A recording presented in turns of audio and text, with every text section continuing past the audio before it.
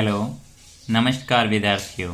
तो अब हम एक महत्वपूर्ण टॉपिक समझते हैं, संख्या प्रणाली, नंबर सिस्टम। इसमें सबसे पहले है प्राकृत संख्या। 1 से अनंत तक की संख्याएं प्राकृत संख्याएं कहलाती हैं।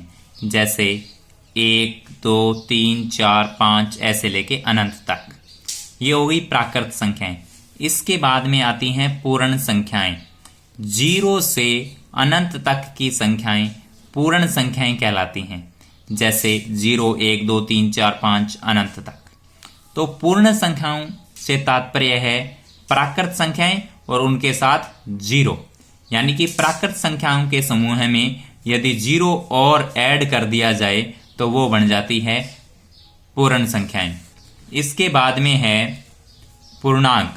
पूर्णांक अर्थात ऋणात्मक अनंत से लेकर के धनात्मक अनंत तक की संख्याएं पूर्णांक कहलाती हैं। जैसे -8, -7, -6, -2, -1, 0, 1, 2, 3, 4, 5, 8 ये सारी संख्याएं। तो पूर्णांक से तात्पर्य हुआ पूर्ण संख्याओं का जो ग्रुप पहले था वो 0, 1, 2, 3, 4, 5, 6, 7, 8 वो तो है ही। साथ में है ऋणात्मक प्राकृत संख्याएं, यानी जो प्राकृत संख्याएं थी उन वो ऋणात्मक में साथ में ऐड कर दें पूर्ण संख्याओं में तो वो नया ग्रुप बन जाता है पूर्णांक। इसके बाद में है परिमेय संख्या। वह संख्या जिसे भिन्न के रूप में अर्थात अंश बटा हर के रूप में लिखा जा सकता है, परिमेय संख्या कहलाती है। इसके अंदर 7, 1 ये आ जाएंगे। 7 और 1 ये तो प्राकृत संख्याओं में भी थे, तो क्योंकि 7 को हम लिख सकते हैं 14/2, 21/3, 1 को 14/14, 5/5, 3/3 भिन्न के रूप में लिखा जा सकता है, तो ये परिमेय संख्या है। 0 को लिखा जा सकता है 0/7, 0/8, तो ये भी परिमेय संख्या है। -3 को -6/2 लिखा जा सकता है, ये भी परिमेय संख्या है। और जो पहले से बटा में है, अंश बटा हर के रूप में है, वो तो परिभाषा को सीधे सीधे फॉलो कर रही है, तो ये हो गई परिमेय संख्याएं। यानी कि सारी की सारी प्राकृत संख्याएं, पूर्ण संख्याएं और पूर्णांक परिमेय संख्याओं के अंतर्गत आती हैं। और ये पूरा ग्रुप प्राकृत संख्याओं का, पूर्ण संख्याओं का और पूर्णांक का और परिमेय संख्याओं का मिलकर बनाता है एक ग्रुप। इस ग्रुप का नाम है परिमेय संख्या। ठीक है। इसके बाद में है अपरिमेय संख्या। ये इससे थोड़ा अलग है। अपरिमेय संख्या अर्थात वह संख्या जिसे भिन्न के रूप में अर्थात अंश बटा हर के रूप में नहीं लिख सकते हैं। इसके अंतर्गत आती है √2, √3, √5। रूट के अंदर ऐसी संख्याएं, वर्गमूल के अंदर ऐसी संख्याएं जिनका वर्गमूल हल नहीं होता है, इस प्रकार की संख्याएं अपरिमेय संख्याएं कहलाती हैं। तो परिमेय संख्याओं का और अपरिमेय संख्याओं का ये पूरा ग्रुप मिलकर कहलाता है वास्तविक संख्याएं। अब इन संख्याओं को हम एक और आसान तरीके से समझते हैं। जैसे ये हमारे पास कोई बॉक्स है, इसके अंदर हमारे पास है 1, 2, 3, 4, 5 ऐसे अनंत तक। यानी ये हमारे पास बॉक्स किसका हुआ? ये हमारे पास बॉक्स है प्राकृत संख्याओं का। प्राकृत संख्या का बॉक्स। ठीक। अब इस बॉक्स में से कुछ निकालना नहीं है और इस बॉक्स में 0 और डाल दें। 0 डालते ही अब ये बॉक्स हमारे पास किसका बन गया? ये बॉक्स बन गया पूर्ण संख्या का।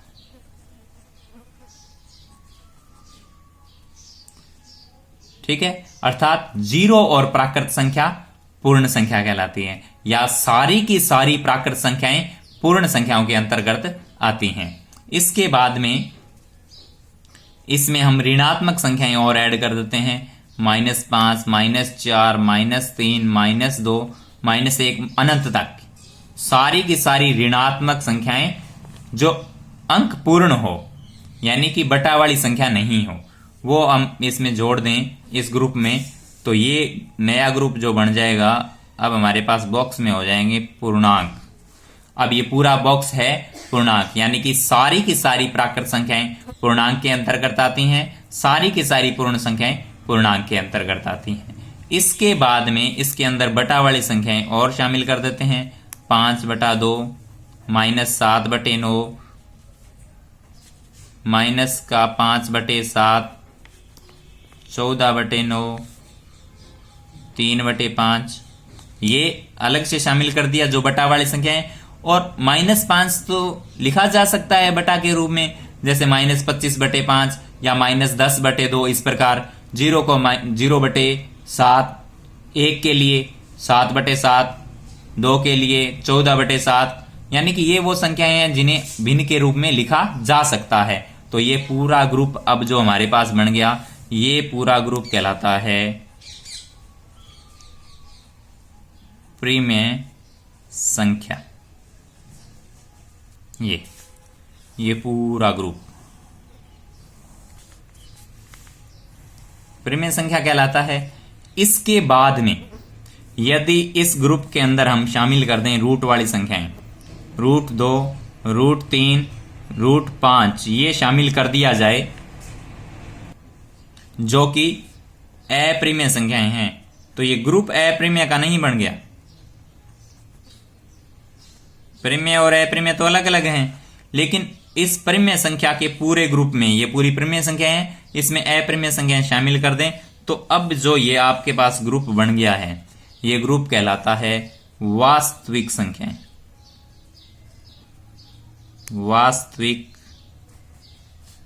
संख्याएं, ये सारी संख्याएं वास्तविक संख्याएं होती हैं। तो आशा करते हैं बढ़िया तरीके से आपके ये संख्याएं समझ में आ गई होंगी कि अब डायरेक्ट अगर कोई प्रश्न पूछा जाए कि ये संख्या किस संख्या के अंतर्गत आती है, जैसे 3 क्या है, प्राकृत संख्या है, पूर्ण संख्या है, पूर्णांक है या उपयुक्त सभी, तो 3 एक प्राकृत संख्या भी है, पूर्ण संख्या भी है, पूर्णांक भी है, तो उपयुक्त सभी आएगा इसमें। जैसे -4 क्या है, परिमेय संख्या है, पूर्ण संख्या है, पूर्णांक है या प्राकृत संख्या है, तो -4 पूर्णांक भी है और परिमेय संख्या भी है। पूर्ण संख्या के अंतर्गत -4 नहीं आता है, प्राकृत संख्या के अंतर्गत -4 नहीं आता है। तो एक बार पुनः रिवाइज कर लेते हैं। प्राकृत संख्याएं अर्थात 1 से अनंत तक की संख्याएं, पूर्ण संख्याएं यानी 0 से अनंत तक की संख्याएं, पूर्णांक यानी ऋणात्मक अनंत से धनात्मक अनंत तक की संख्याएं, परिमेय संख्याएं यानी कि वह संख्याएं जिन्हें अंश बटा हर के रूप में लिख सकते हैं, अपरिमेय संख्याएं अर्थात वह संख्याएं जिन्हें अंश बटा हर भिन्न के रूप में नहीं लिखा जा सकता। और ये पूरा ग्रुप परिमेय और अपरिमेय का मिलकर बनाता है वास्तविक संख्याएं। धन्यवाद। और आगे के टॉपिक में हम दशमलव प्रसार, जिसमें कौन सी संख्या परिमेय होगी, कौन सी अपरिमेय होगी, उस पर डिस्कस करेंगे।